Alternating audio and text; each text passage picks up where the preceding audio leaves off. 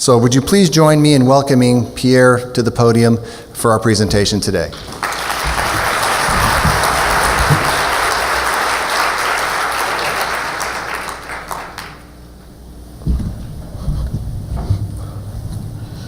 Good afternoon, everyone.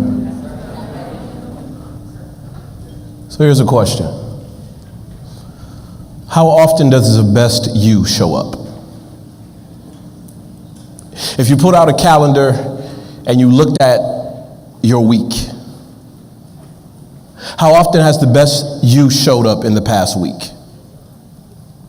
If you go back a month or so, how often has the best version of you showed up in that past month? Go back a quarter. How many times can we see the best you there? And go back to a year ago this time. How many times have we seen the best version of you? When your name comes up in conversation, how often do people use words and phrases like excellent, world class, top notch, one of the best? How often do people consider you to be elite in what you do? At 20 years old, I wasn't really trying to be the best anything. And this U-Haul truck parked in my parents' driveway was an indicator of this. I was resolved. I was dropping out of school. And there was nothing that my parents, my family, my friends could do to change my mind. I had a traumatic experience in college. We had the death of loved ones. And I was trying as much as I could to get away from responsibility, to get away from doing the things that 20-year-olds are actually supposed to do. So my friends and I, we had an ingenious plan. And as ingenious as a 20-year-old can make a plan. We said, we're going to sit in our dorm room and we're going to spin a globe. And wherever our finger lands on the globe, that's where we'll go. I mean, it sounds like a great plan, or it sounded like one at the time. So we spun the globe and my finger landed in the middle of the Pacific Ocean.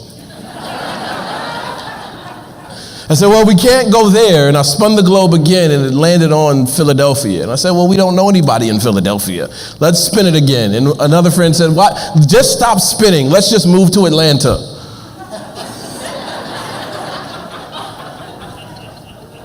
So that's what we did. We dropped out of school. We worked all summer, rented a U-Haul truck, and we were headed to Atlanta. I remember being on the steps of our house, having a conversation with my father, which led to an argument. And I asked my dad in frustration, what do you want from me? I didn't say it that calm. And I said it far enough distance away so that if he got really mad, he couldn't hit me. But I remember with fists clenched, I remember asking my dad, what do you want from me? And without missing a beat, my father responded, what do you want from yourself? And I got in a U-Haul and we drove away. And for the entire year that we lived in Atlanta, I kept wrestling with that question from my father. What do you want from yourself? At 20 years old, I hadn't accepted the fact that if I'm not continuing to demand the best from me, it's not only negatively impacting my life, it's negatively impacting the lives of every single person around me. Well, what does that have to do with justice? Plato says, if you're into philosophy, Plato says justice in the life and conduct of the state is possible only as it first resides in the hearts and souls of the citizens. And it's lofty and it's philosophical, and Plato was basically saying you can't expect things higher up to be any better if the people are not demanding it. And I was thinking about having a conversation with you today, and I've been thinking about this conversation for the past several months. And something struck me. What if justice in the life and conduct of the courts is only possible as first it is expressed in the lives of its administrators? What if justice is only possible as we see it exercised in our personal lives? And what if justice is only possible if we're continuing to bring to the table every single day the best version of ourselves? Because we all know what justice means, or at least we should. This idea of being just, of being fair, of being correct, of being good, of being impartial, of equity, of taking care of people. But the truth is, when I'm not at my best, there's a tendency in my life to be biased. Maybe none of you have that issue, but I do. When I'm not at my best, I tend to look for shortcuts. When I'm not at my best, I look for ways to cut corners. When I'm not at my best, I usually don't end up treating people very fairly. Because at its truest form, justice is not just doing what's good for one person. It's doing what's best for everyone. Eleanor Roosevelt puts it this way. She says, justice cannot be for one side alone. It's got to be for both. So when you think about your job, when you think about the people that you work with, when you think about the people who are servicing the courts, how much are you challenging their life and well-being by not bringing the best to the table? So again, just take a few moments and think about your week. Think about your month. Think about your quarter. Think about your year. How many times has the best you showed up?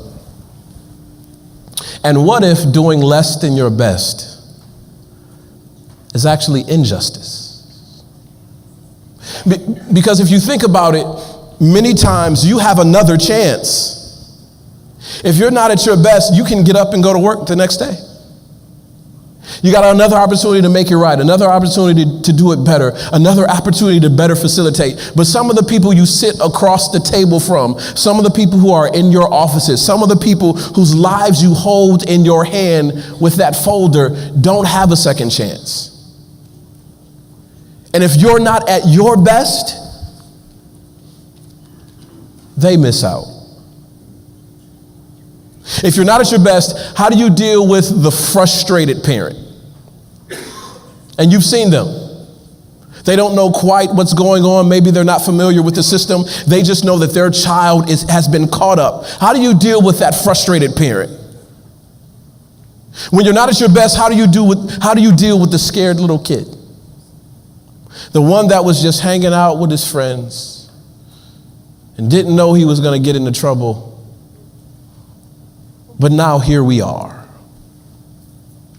If you're not at your best, how do you deal with the irate spouse who's demanding answers and demanding to talk to someone and demanding that things be made right? When you're not at your best, how do you deal with the confused caregiver? You see these people all the time, and they don't have your knowledge, and they don't have your training, and they don't have your experience, but they're looking to you to make a difference in their lives, even when they're not at their best. Think about your career. Some of you have just started. Some of you are considering retirement. Some of you are in the middle of your career. If we had to depict your career only in the form of the faces of the people you were supposed to help, what would that museum look like? What would be that pictorial representation? If you had to take a snapshot of everyone's face that you have positively impacted in your life's work, or you should have positively impacted in your life's work, how many happy faces would be there? How many overjoyed faces, how many hopeful faces would be in that museum? Or would it be faces of disappointment Would it be faces of being overwhelmed? Would it be faces of discouragement? You guys do hard work. And what's difficult about the work that you do, based on my research and based on reading dissertations and based on conversations in the hallway and based on YouTube videos and based on textbooks, what's difficult about the work that you do is that often the work that you do can go unnoticed. That we see the big important, what's categorized as the big important people sometimes, that we see the judge and we see the lawyers. But sometimes the work that you do behind the scenes, that we know nothing gets done without administrators. But sometimes your work goes unnoticed, and sometimes people don't give you the respect that's due to you. And when you're not getting that respect, can you still be at your best? When people think more about what the person that they see on the bench than the person who's holding the dockets, can you be at your best? When people say thank you to the lawyer, but it was really you that filed the paperwork, can you be at your best? And when no one says thank you, can you still keep going? So Corey Graff, he did some research, stress management research for the Institute of Court Management. And this is what he found in his project in individuals that work in U.S. immigration courts. He says in his research, 75% of the people that work in U.S. immigration courts miss days. They miss days of work. They have days where they're just saying, I'm not going to work. And there's some commonplace things why people don't go to work. Sometimes you get sick. Sometimes you got an accident. Sometimes there's complications. Sometimes with transportation, you can't get to work. But in his research, and the group of people that he was working with, they're not missing days for any of those reasons. They're missing days because their workload is too much. Does anybody in here know anything about that? They're missing work because they have poor relationships with the individuals that they work with. There's nothing more disturbing than going to a work environment and you don't even like the people that you have to be around every single day. They're missing days because of poor management. Anybody ever worked for a poor manager before? Please don't raise your hand. They might be here.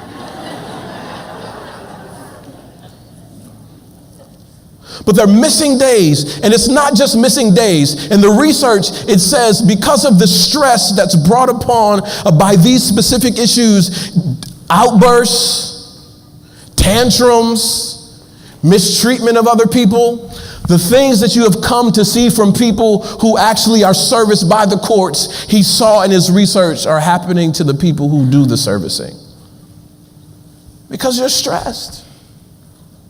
Because this job is tough. Because sometimes you work long hours. And sometimes the individuals that you're trying to work with don't even understand what you're trying to do for them. But the challenge is this, according to you. The demeanor of court staff is important to the impressions that are adopted of the court. Which means that really, you can't really afford to have a bad day. And if you do have a bad day, you need to navigate it enough so that your bad day is not being taken out on the people who need you the most. And it's interesting that it's not just in our professional lives where this happens. It's also in our personal lives. Because some of us are very good at having a sense of work decorum. Even when things are going extremely difficult at work. We're very good at having a sense of work decorum and respect. And even when things are falling off the rails and we're working for some of the toughest individuals around, we walk with poise and with confidence, and we're so respectful until we get home. And sometimes we dump all of that on everybody who's in the house. But this too is injustice. According to you, litigants have a right to expect respectful treatment from the court staff. And it doesn't say in the document creating a user-friendly court structure and environment, it doesn't say litigants have rights to expect respectful treatment as long as they're respectful. It doesn't say as long as they treat you well. It doesn't say as long as they say please and thank you. It doesn't say as long as they show up on time. It says just because they're litigants, they deserve respect. And honestly, if I'm not at my best, I can't respect people. Or I choose not to. So think about those words again, those qualifiers, that idea of excellence, the idea of high class, the idea of high quality, the idea of world class. In the past 30 days, how many times have people said those things about you? Because justice can't be for one side alone. It's got to be for all. Those are my two girls. Feel free to say aw. Yeah, it happens. It happens. These are my two girls, Ella and Brianna. My oldest is 9. Well, she'll be 9 in a couple weeks, and my youngest is 7. And they are just like me. And that's very scary.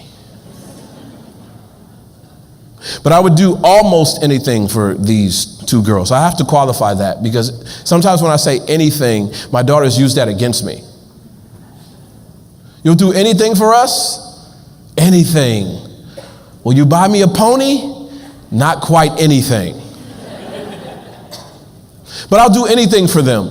And if you have multiple children in the house, you recognize that multiple children often creates multiple problems. And it's fun and it's cute when you have one, and for many of us, when we had our first child, we did everything right. We read all the books, we used all the tutorials, we took all the precautions. But then when the second child comes around, you're like, whatever. She'll be fine, he'll be fine. We didn't break the first one. The second one will be fine. So with these two, it's always interesting. Now, my sister and I are 7 years apart. So in some ways, we kind of did an only child thing. I was around for 7 years, and then she came along, and honestly, I wasn't really happy about it. It's okay, we worked through it. And then when she was coming of age, I was going off to school and she was at home by herself. So it was a little bit of only child sort of scenario. But my two, they're 2 years apart. And being that close, they're sometimes the best of friends, but sometimes they're the worst of enemies. You ever go on a car ride with 2 small children across the country? It's almost a traumatic experience. I liken raising children to taking doctoral level classes, but then always zoning out when it's time to take the comprehensive exam. Those of you who have taken graduate courses know what I'm talking about. You study and you read and you prep and you practice and you know the material. It's in your mind, but then you sit down and take the test and it's gone. And you start crying because it's gone. And the time is running and no one wants to hear how you know it. And then as soon as the test is over, you say, well, but I knew that. You read, you study, you prepare, you know what to do with your children. Your parents told you, your grandparents told you, your friends told you, your neighbors told you, you know what to do, but then the crisis happens and you forget everything that you're supposed to do. There have been many times where I knew what I was supposed to do for my children, but because of the pressure of the moment, I failed. Anybody ever have kids in conflict before? All kids. Think about your brothers and sisters growing up. or if you were the oldest, you probably beat up the rest of them, but they might have been traumatized by the experience. When two kids are in conflict, it's hard to describe, but it's excruciating. It's difficult to deal with. And in those moments, at least in an American context, in those moments, your children have to recognize that you're really three branches of government.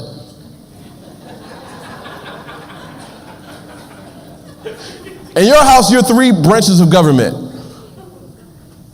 You're the legislative branch, because you got to make the laws. You're the judicial branch, and you're the executive branch. And the difficulty is when the branches don't get along.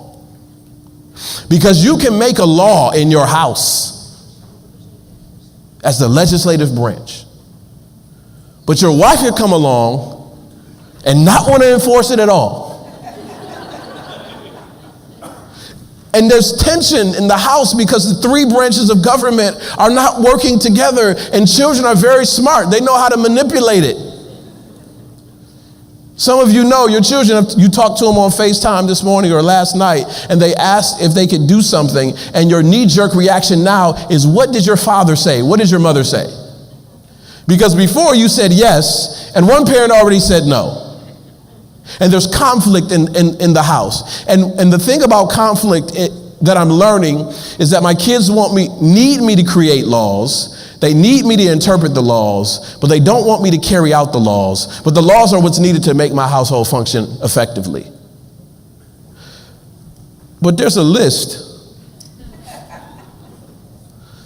I took some time and did some research, and I wanted to develop a comprehensive list of things that children fight over.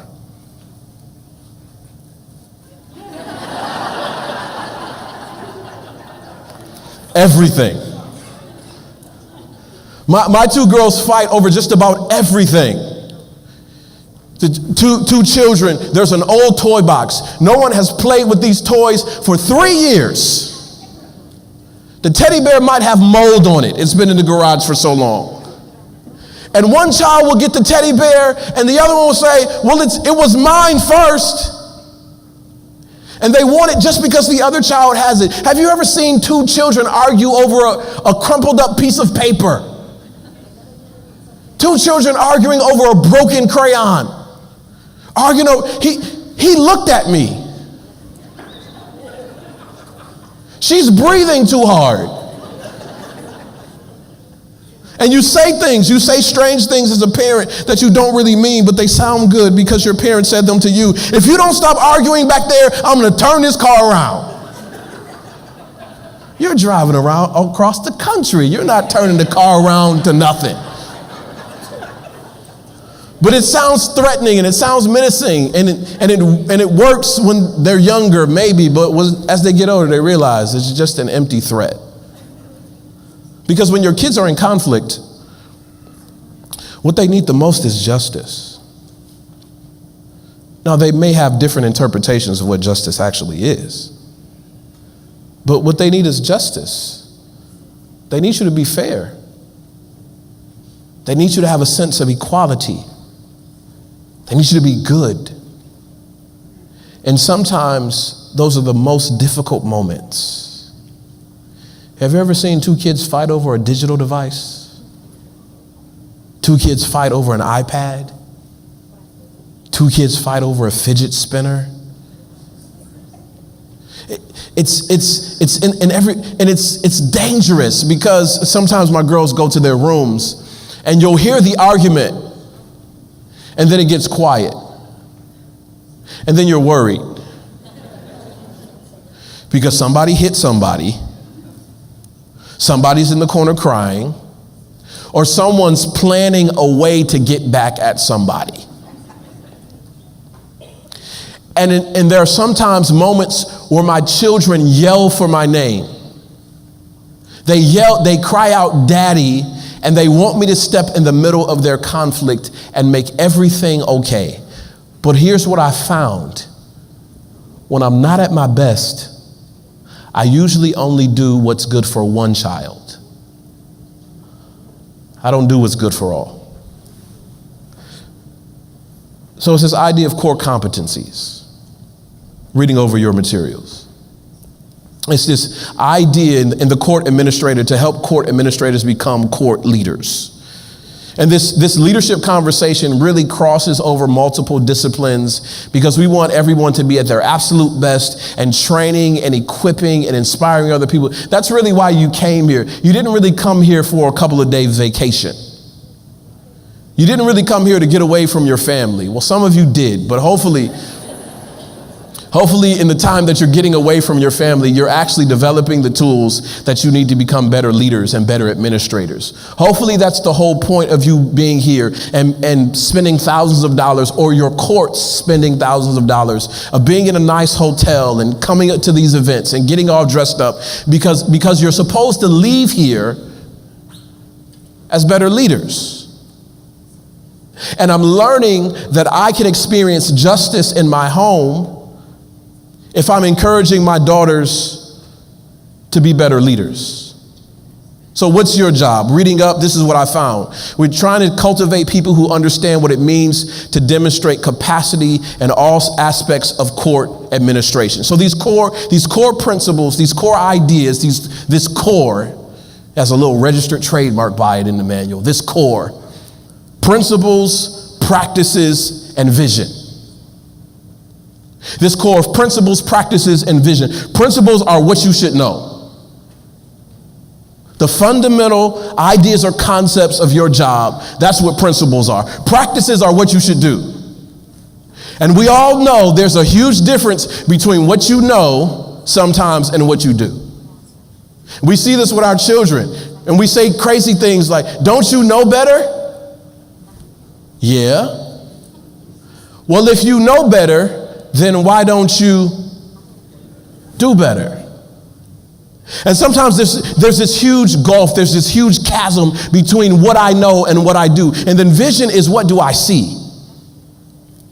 So the core of being a court administrator, the core of being a court leader demands that you know something, that you do something, and that you see something.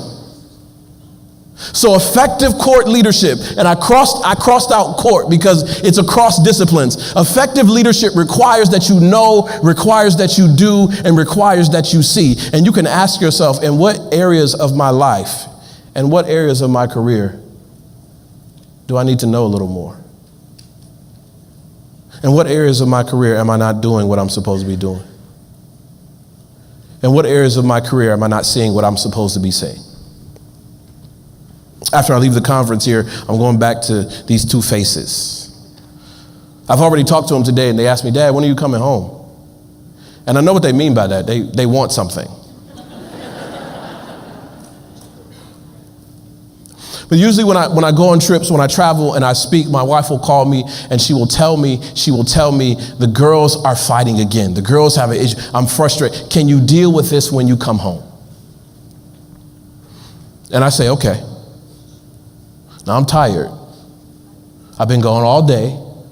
Sometimes I go to conferences and I'm there for 2 or 3 days. And I get home, I get off the plane, I get to the house, and the children they're waiting for me.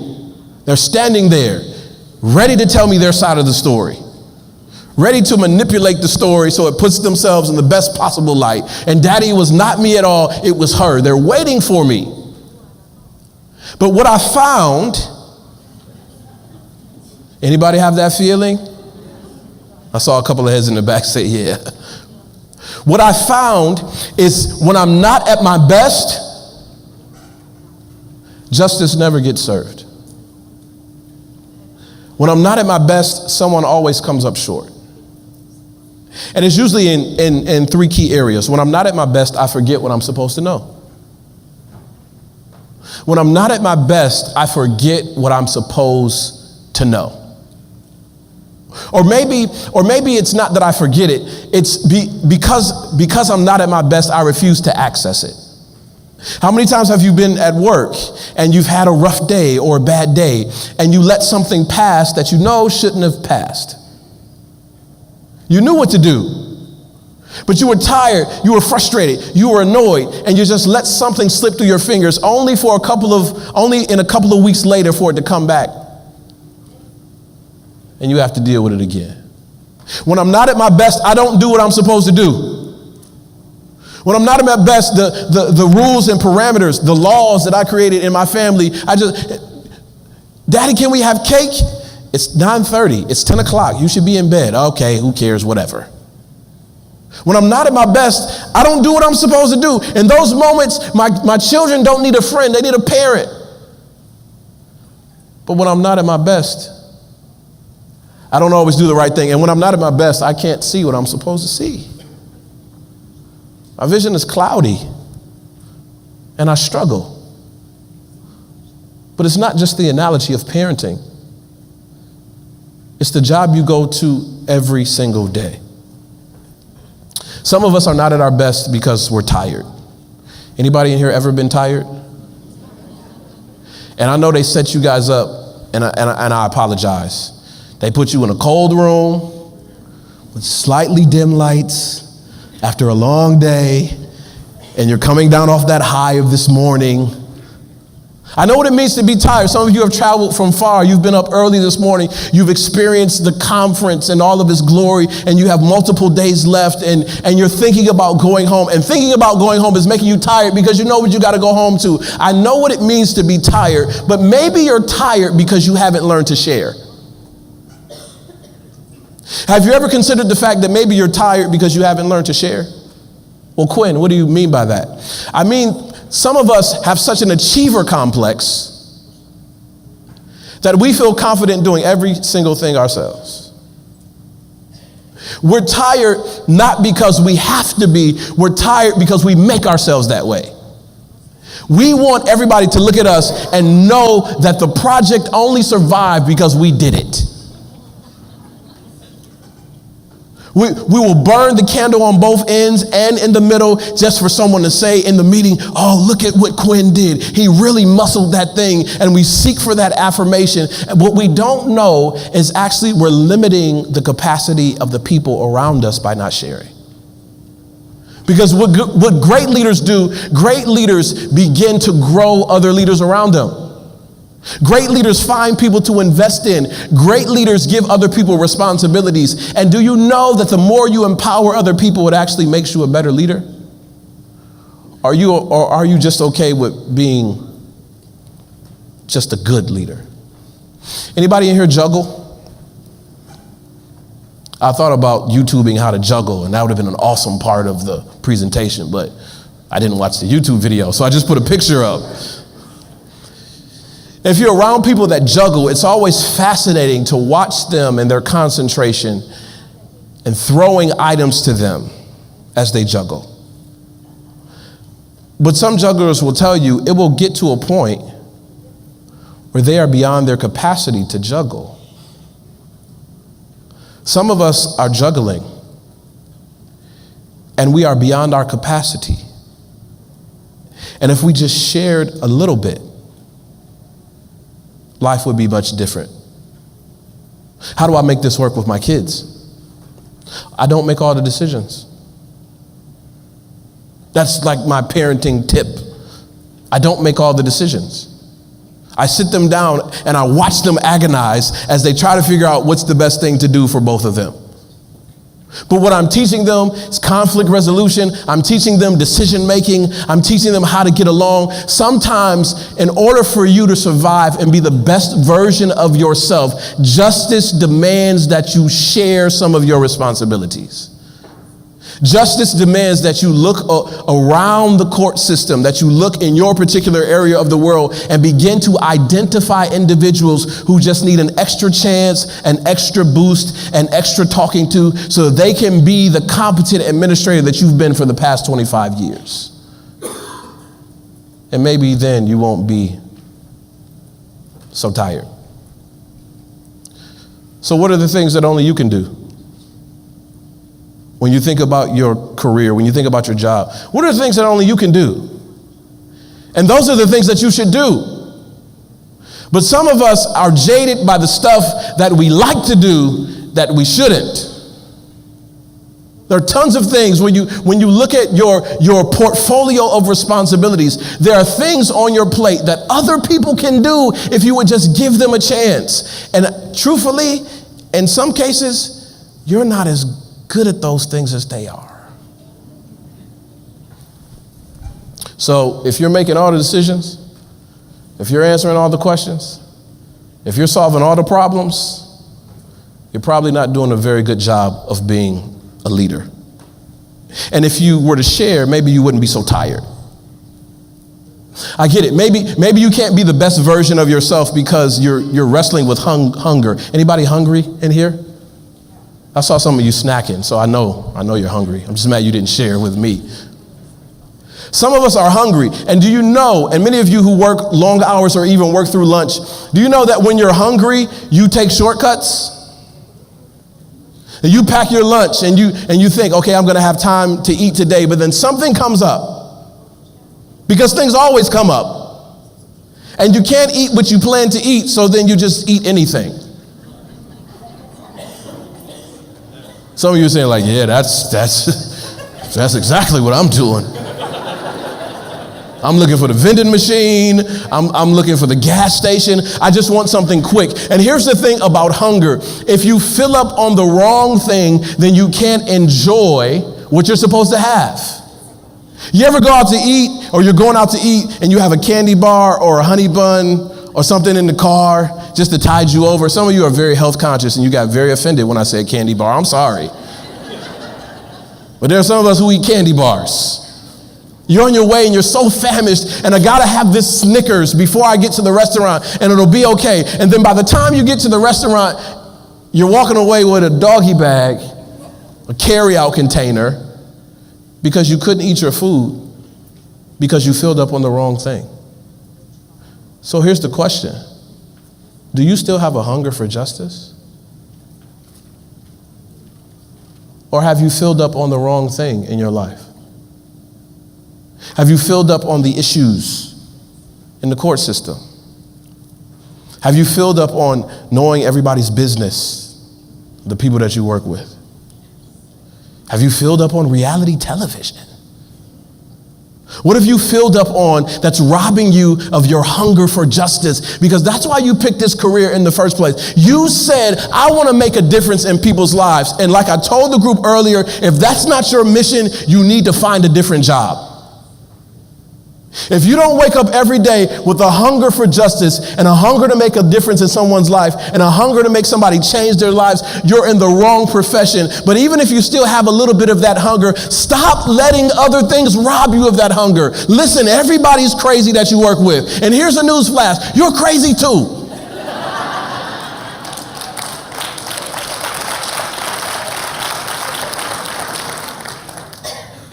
But don't let the craziness of the environment rob you from the opportunity to make a difference in somebody's life. There's always going to be problems. There will always be policies that don't make sense. There will always be people on the bench who are not so nice.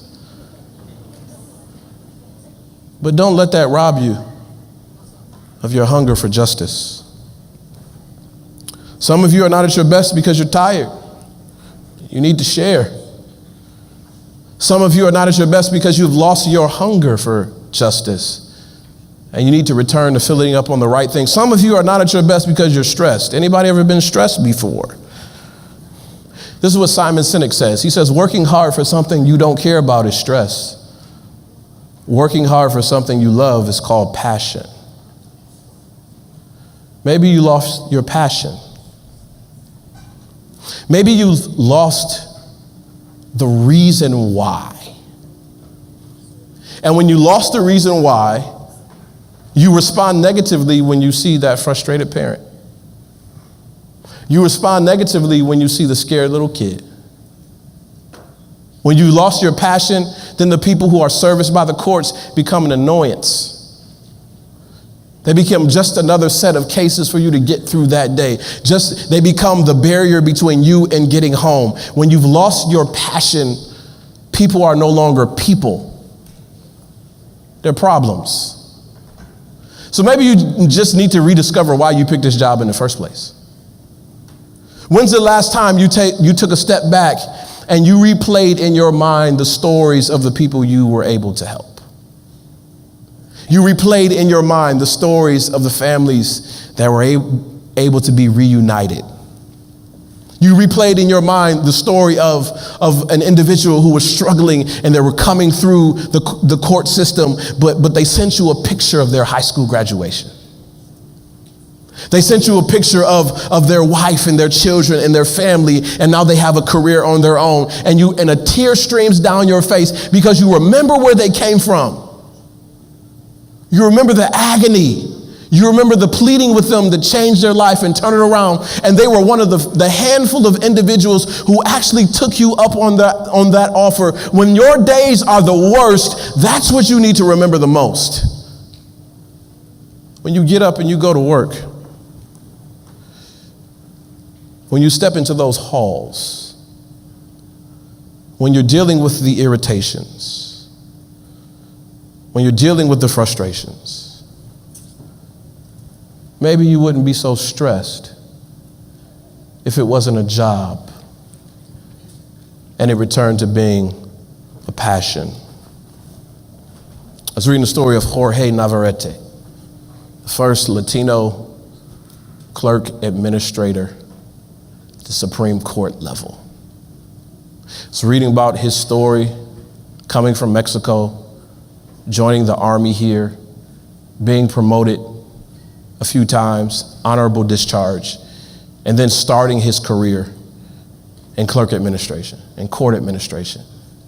And now, having the responsibility of being a court administrator in the highest court in the land in our U.S. context.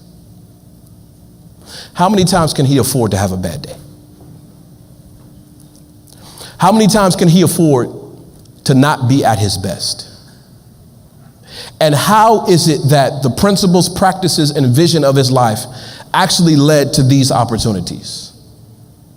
Because principles is what you know. Principles are what you know. Practices are what you're supposed to do. And vision is what you're supposed to see. You don't get to be an administrator of the highest court in the land in the U.S. context without knowing what you're supposed to know. You don't get that job without doing what you're supposed to do. You don't get that job without seeing what you're supposed to see. And if good leadership is about knowing and about doing and about seeing, then all of us have an opportunity to be good leaders. Think about those words again. Excellence, high quality, world class. And think about going from here and having those be the characteristics of your professional life. I've come a long way since that U-Haul. A mighty long way since that U-Haul. Since the conversation with my father of asking him, what do you want from me? And his response being, well, what do you want for yourself, from yourself? It was a terrible year that I quit school. Found odd and end jobs here and there. And eventually, after about a year or so, I came back to school with a renewed sense of passion. I came back to school and I actually figured out what I was supposed to know. And life was completely different once I accepted what I was supposed to know. I came back to school and I actually did what I was supposed to do. It's not a novel idea, but it's amazing when people latch on to it. I came back to school and I started seeing what I was supposed to see, and I started challenging myself because I was not asking my father, what do you want from me? I was asking myself every single day, what do you want from yourself? It's different when somebody else asks you the question versus when you ask yourself. There's a different level of accountability that takes place. There's a different level of intentionality that takes place. And you've asked this question to some of the people that you work with. I know what the courts want from you. I know what your parents want from you. I know what your school wants from you. I know what your children want from you. The question is, though, what do you want for yourself? And if you're going to experience justice in your life, You're going to have to come up with the answer to that question. So what will you take back with you? Because eventually, conferences do come to an end. Eventually, you can only take so much free stuff home. I mean, you got the pens, and you got lanyards, and you got sticky pads, and you got paper clips, and some of you are not even going to use half of this stuff when you go home, but they were given away for free, and you just wanted to have it. What are you going to take back with you? Beyond the programs, beyond the business cards, beyond the selfies I saw some of you taking in the hallway, what are you going to take back with you? Besides the fun you'll have at the reception, besides the inspiring conversations, besides the pity parties that some of you had because you know your job is tough and you had a pity party moment with somebody and then you shook it off. Besides those things, what are you going to take back with you? What was the point of coming to this event? And some of you are seasoned veterans, and some of you, this is your first time. But what was the point? What was the idea behind it? No matter what you take, my hope and my wish for you is that you take home the best version of yourself. Understand the world is waiting for you when you get off the plane. The world is waiting for you when you get off the bus. When you return that nice rental car and get in your old car and drive to your house, the world is waiting for you. And here's what can happen a lot of times. We come to events like this and we say we want to make change, and we say we're going to be committed, and we say we want to make a difference, and all the stuff that we've learned and all the notes that we've taken and all the experiences that we've had, we take those things back with our same old selves and nothing changes. We don't help any more people than we helped before we left. We don't make any more difference in people's lives than we made before we left. We don't make any bigger difference than we made before we left because we're going back with the same version of ourselves. But here's what I'm learning about justice. Here's what I'm learning about fairness. Here's what I'm learning about equality. It's not just for the people that we service in the courts. It's also for us. And if you go home to administer justice and you're not taking the best of you back, you're actually creating an injustice. Because what justice demands is the best of you. And my hope, my wish, and even my prayer is that you give justice what she asks for. Thank you.